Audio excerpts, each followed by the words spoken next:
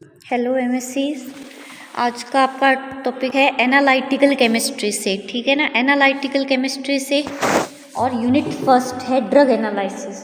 Drug analysis में सबसे पहला आपका टॉपिक है फूड स्टैंडर्ड्स के बारे में, ठीक है ना। तो फूड स्टैंडर्ड्स के अंतर्गत क्या क्या आते हैं? Food standards include ISI standard. First heading है आईएसआई स्टैंडर्ड्स। ये क्या होते हैं? इनकी फुल फॉर्म है इंडियन स्टैंडर्ड इंस्टीट्यूट स्टैंडर्ड, ठीक है ना।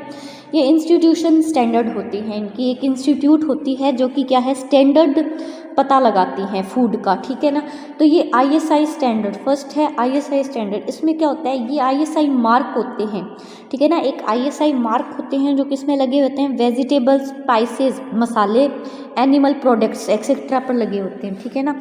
ये क्या करते हैं, इन प्रोडक्ट्स की क्वालिटी को चेक करने के लिए, प्रोडक्ट की क्वालिटी को चेक करने के लिए लेबोरेटरी में इनकी आईएसआई मार्क को चेक किया जाता है कि भाई प्रोडक्ट की क्वालिटी को चेक करते हैं इसमें, ठीक है ना। अगर जिस प्रोडक्ट में आईएसआई मार्क लगा हुआ है तो उसकी क्वालिटी अच्छी होगी, और जिनमें आईएसआई मार्क नहीं होंगे, जिन प्रोडक्ट्स में क्या होंगे, आईएसआई मार्क नहीं होंगे, वो कैसी होगी, उसकी क्वालिटी ख़राब होगी, ठीक है। सेकंड चीज़ है आपकी egg mark standards. Egg mark standard क्या होते हैं? ये egg mark word quality and purity को रिप्रेजेंट करता है, यानी प्रोडक्ट की क्वालिटी कैसी है और वो शुद्ध है कि नहीं है, तो प्योरिटी को चेक करता है, ठीक है ना, एग मार्क। अब क्या है, सेकंड बात क्या है, ये स्टैंडर्ड इंडियन गवर्नमेंट के द्वारा एग्रीकल्चर प्रोड्यूस एक्ट इन 1937 के तहत प्रोड्यूस किया गया है। यानी कि ये स्टैंडर्ड कैसे हैं, इंडियन गवर्नमेंट ने प्रोड्यूस किया है और इस एक्ट बनाया, उसके लिए एक एक्ट बनाया, एग्रीकल्चर प्रोड्यूस एक्ट। उसके तहत इस एग मार्क को क्या मिली है, मान्यता मिली हुई है। फिर ये क्या करते हैं, ये एग मार्क स्टैंडर्ड होते हैं, ये स्टैंडर्ड ऑयल, घी, एग, वीट, यानी इनमें क्या होते हैं, ग्रेड देते हैं, ठीक है ना। जैसे ऑयल का, तेल का डब्बा है, उसके लिए उसमें ग्रेड लिखा हुआ आएगा, नंबर 1 घी है, घी जैसे नंबर 1 घी है, नंबर 1 ऑयल होते हैं, ऐसे होते हैं ना, नंबर 1, नंबर 2, नंबर 3, ऐसे ग्रेड में देते हैं ये स्टैंडर्ड, ठीक है ना। ये स्टैंडर्ड कैसे मिलेंगे आपको, ग्रेड में लिखे हुए मिलेंगे। थर्ड आता है एक्सपोर्ट इंस्पेक्शन काउंसिल, यानी कि ये क्या है, एक काउंसिल कमेटी बनी हुई है। ये काउंसिल क्या करते हैं, एक्सपोर्ट करने के लिए फूड मटेरियल की क्वालिटी को मेंशन करते हैं, यानी कि फूड मटेरियल जो है उसकी क्वालिटी को मेंशन करते हैं एक्सपोर्ट करने के लिए, यानी एक्सपोर्ट करना यानी इंडिया से बाहर भेजने वाले, ठीक है ना। तो इंडिया से बाहर कैसे फूड को भेजेंगे, जो केन में होते हैं उन फूड को ही भेजे जाते हैं, ठीक है ना, बंद डिब्बा बंद फूड कहते हैं, तो केन्ड फूड को भेजा जाता है, such as mango juice, frozen food etcetera, ठीक है ना। तो ये मैंगो जूस होता है, केन में होता है ना मैंगो जूस, फ्रोज़न फूड, इनको बेचते हैं, ठीक है ना। तो एक्सपोर्ट करने के लिए, बाहर भेजने के लिए इन काउंसिल्स के पास पावर होती है कि ये इन फूड को रिजेक्ट करते हैं जो कि इनके स्टैंडर्ड से मैच नहीं करते हैं। यानी इन काउंसिल, ये जो कमेटी है, इनके पास क्या होती है, पावर होती है, ये ना फूड को रिजेक्ट भी कर सकते हैं, चूज़ भी कर सकते हैं, ठीक है। फिर नेक्स्ट लाइन है, ये काउंसिल फूड मटेरियल के वेट एंड मेज़रमेंट का स्टैंडर्ड प्रोवाइड करते हैं। ये क्या करते हैं, ये फूड क्या करते हैं, वेट और मेज़रमेंट का, भार और मेज़रमेंट का स्टैंडर्ड प्रोवाइड करवाते हैं, ठीक है। फिर ये क्या लिखा है, ये काउंसिल 1985 से लीगली काम कर रही है, यानी कानून तौर पे इसको परमिशन मिली हुई है, तब ये काउंसिल काम कर रही है। फूड मटेरियल के वेट एंड मेज़रमेंट को तथा इंडस्ट्रियल प्रोडक्शन में वेटिंग इंस्ट्रूमेंट के यूज़ को, ठीक है, फॉर पब्लिक हेल्थ और ह्यूमन सेफ्टी के लिए ये क्या काम कर रही है कि फूड मटेरियल का वेट करती है, मेज़रमेंट करती है, ठीक है, तथा इंडस्ट्रियल प्रोडक्शन में वेटिंग इंस्ट्रूमेंट के यूज़ को प्रोवाइड करवाती है ये काउंसिल, ठीक है ना। वेटिंग मशीन वगैरह ये प्रोवाइड करवाती है ताकि आप वेट कर करके अच्छे फूड ही बेचो, ठीक है। फिर नेक्स्ट आता है नेशनल न्यूट्रिशन पॉलिसी, NNP।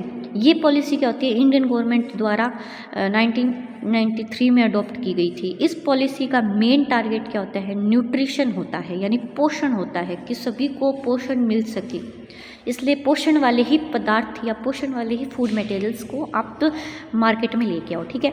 से रिलेटेड डिजीज़ से होने वाली मल्टीपल प्रॉब्लम्स को सॉल्व करनी है। अब भाई न्यूट्रिशन से भी, अगर न्यूट्रिशन, प्रॉपर न्यूट्रिशन अपने को नहीं मिलेगा तो अपनी बॉडी भी ठीक से काम नहीं करेगी, तो मल्टीपल प्रॉब्लम्स होते हैं, डिजीज़ हो जाते हैं, अपने को पोषण से रिलेटेड भी डिजीज़ हो जाते हैं। तो इसके लिए इन पॉलिसीज़ का टारगेट है कि अच्छे न्यूट्रिशन वाले प्रोडक्ट ही मार्केट में आए, ताकि जो डिजीज़ हो रहे हैं उनको बचा सके अपनी, ठीक है। नेक्स्ट है न्यूट्रिशन नेशन की डेवलपमेंट को इफेक्ट करता है। अब न्यूट्रिशन नहीं मिलेगा तो नेशन की डेवलपमेंट, विकास नहीं हो पाएगा राष्ट्र का,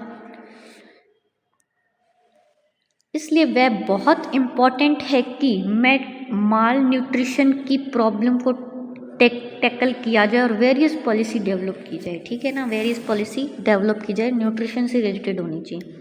फिर एक आता है preservation for food adulteration, PFA act बोलते हैं। ये क्वेश्चन पूछ लेता है डायरेक्ट कि PFA एक्ट से आप क्या समझते हैं, तो इसके बारे में देखते हैं कि प्रिजर्वेशन क्या होता है। प्रिजर्वेशन एक नेचुरल और सिंथेटिक केमिकल्स होते हैं जो कि क्या होते हैं, फूड प्रोडक्ट में ऐड किए जाते हैं, जो कि डिकम्पोजिशन ऑफ प्रोडक्ट से प्रिवेंट करते हैं। यानी कि क्या है कि फूड को स्पॉइल होने से बचाने के लिए उसमें क्या डालते हैं, एक केमिकल्स डालते हैं। ये केमिकल्स कैसे हो सकते हैं, सिंथेटिक भी हो सकते हैं और नेचुरल भी हो सकते हैं। इन केमिकल्स को ही क्या कह रहे हैं,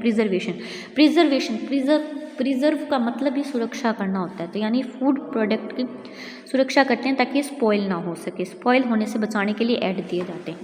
इसका उद्देश्य क्या होता है, इसका उद्देश्य होता है to protect drug from microbial attacks. यानी कि इसको क्या करते हैं कि भाई ड्रग फ्रॉम माइक्रोबियल अटैक, यानी जीवाणु से जो सुरक्षा प्रदान करते हैं, ठीक है। टू स्टेबलाइज द प्रोडक्ट, यानी प्रोडक्ट की स्टेबिलिटी को बढ़ाते हैं। To increase the life of the product, यानी प्रोडक्ट की लाइफ भी बढ़ाते हैं, ठीक है। साल्ट, शुगर, ये सब क्या हैं, ये प्रिजर्वेटिव्स हैं। फिर लिखा है प्रॉपर्टीज ऑफ प्रिजर्वेटिव्स, ये आपका टॉपिक प्रिजर्वेटिव्स में आ जाता है। प्रिजर्वेटिव्स का भी टॉपिक आता है, प्रिजर्वेटिव्स क्या होते हैं, इसकी कैटेगरी क्या क्या होती है, तो क्लास 1 और क्लास 2 में डिवाइड करते हैं, ठीक है ना, तो उसका भी देखते हैं। तो प्रॉपर्टी ऑफ प्रिजर्वेटिव्स क्या लिखा है, first point, it should not be toxic, यानी कि ये क्या होना चाहिए, जहरीला नहीं होना चाहिए या टॉक्सिक नहीं होना चाहिए। It should be physically and chemical stable होना चाहिए, ठीक है। It should effective in small concentration, यानी कि छोटी सी मात्रा में भी, अगर छोटी सी मात्रा में भी मिलाए अपन फूड में तो ये इफेक्टिव होना चाहिए, इसकी छोटी सी मात्रा भी काम की होनी चाहिए, ठीक है। It should be good anti microbial reagent, ठीक है। ये एंटी माइक्रोबियल, अच्छा एक एंटी माइक्रोबियल रिएजेंट होता है जो माइक्रोबियल यानी जीवाणु से सुरक्षा प्रदान करता है फूड को, ठीक है। फिर क्लासिफिकेशन ऑफ प्रिजर्वेटिव्स है, ठीक है ना, ये इंपॉर्टेंट है क्लासिफिकेशन। तो क्लासिफिकेशन क्या है, देखो, on the basis of source के अकॉर्डिंग अगर देखें तो नेचुरल और सिंथेटिक हो सकता है प्रिजर्वेटिव, ठीक है। और on the basis of mechanism of action, यानी एक्शन के अगर देखें तो antioxidant, anti microbial, chelating effect, ADT है, ये सिट्रिक एसिड, ये सब क्या है, प्रिजर्वेटिव्स के एग्जांपल है। अब ये देखो इनकी मेन जो क्लास होती है वो 2 क्लास में डिवाइड होते हैं, ये क्लास 1 प्रिजर्वेटिव, क्लास 2 प्रिजर्वेटिव, ये अपने एग्जाम में आने वाले हैं, ठीक है। तो इसमें लिखोगे क्लास 1 की सबसे पहले बात करें तो क्लास 1 वाले प्रिजर्वेटिव्स होते हैं वो जनरली कॉमन किचन में पाए जाते हैं, यानी अपने किचन में जितना भी सामान होता है वो सारे प्रिजर्वेटिव्स के अंदर आता है, क्योंकि क्लास 1 प्रिजर्वेटिव को नेचर से आइसोलेट किया जाता है, ठीक है। क्लास 1 को किससे किया जाता है, नेचर से, यानी ये प्राकृतिक होते हैं, नेचुरल होते हैं प्रिजर्वेटिव। फिर थर्ड है क्लास 1 प्रिजर्वेटिव को यूज़ करते समय कोई प्रिकॉशंस की ज़रूरत नहीं होती, यानी कि कोई अपने स्पेशल केयर करने की ज़रूरत नहीं होती। अब जैसे सॉल्ट है, शुगर है, ये सब है, तो ये सब क्या होते हैं, क्लास 1 प्रिजर्वेटिव्स में आते हैं। अब इनको अपने को क्या करना है, सॉल्ट और शुगर वगैरह मिलाने के पहले सोचना थोड़ी पड़ता है, इतनी कोई सावधानी ज़रूरी नहीं है रखनी। तो ये क्या होते हैं, इसमें कोई प्रिकॉशंस की ज़रूरत नहीं होती। क्लास 1 प्रिजर्वेटिव्स में क्या होते हैं, सॉल्ट, शुगर, ये विनेगर, वेजिटेबल ऑयल, इनको इन्वॉल्व किया जाता है, ठीक है। अब इसमें 5th पॉइंट क्या है, जब दोनों प्रिजर्वेटिव्स में से देखा जाए तो क्लास 1 प्रिजर्वेटिव को चूज़ करना बेटर होता है, क्योंकि फूड को प्रिजर्व करने के लिए, क्योंकि क्लास 1 के प्रिजर्वेटिव हेल्थ के लिए डेंजरस नहीं होते, ठीक है ना। यानी कि अगर क्लास 1 और क्लास 2 में से बात करें तो क्लास 1 वाली प्रिजर्वेटिव्स को हमें यूज़ करना बेटर होता है। क्यों, क्योंकि इसमें क्या होता है, इसमें कोई हेल्थ के लिए डेंजरस नहीं होते। ये अब चीनी है, इसमें नमक है, तो ये तो सेहत के लिए हानिकारक तो नहीं होते हैं, ठीक है। फिर आता है क्लास सेकंड प्रिजर्वेटिव। इसमें क्या होता है, class second preservative man made preservatives होते हैं या अननेचुरल होते हैं, जिसको सिंथेटिक भी बोलते हैं, मैन मेड बोलते हैं। ये क्या होते हैं, क्लास फर्स्ट तो क्या थे, नेचुरल थे, और ये क्या होंगे, मैन मेड होंगे। ठीक है। क्लास सेकंड प्रिजर्वेटिव में सोरबेट्स, सल्फाइट, बेंजोइट, इनको इन्वॉल्व किया जाता है, यानी ये केमिकल्स होते हैं इसमें। ठीक है। इनको यूज़ करने में कुछ रिस्क होता है क्योंकि ये केमिकल्स होते हैं। ठीक है ना, ये चीज़ें याद रखनी चाहिए कि भाई इनको यूज़ करने से पहले अपने को सोचना पड़ता है। और ये क्या होता है, क्लास सेकंड में क्या होता है, प्रिजर्वेटिव्स को एक बार यूज़ कर लिया ना, उसके बाद में फिर नहीं यूज़ कर सकते। और क्लास फर्स्ट में क्या होगा कि इनको कई बार यूज़ किया जा सकता है, मल्टीपल टाइम्स अपन इसको यूज़ कर सकते हैं। ठीक है।